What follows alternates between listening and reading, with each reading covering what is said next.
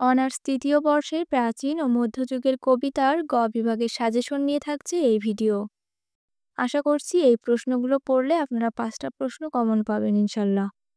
ভিডিওটি সম্পূর্ণ দেখতে থাকুন এবং পরবর্তী কোনো ভিডিওতে ক বিভাগের সাজেশন পেয়ে যাবেন। চলুন গ বিভাগের প্রশ্নগুলো দেখে নিই।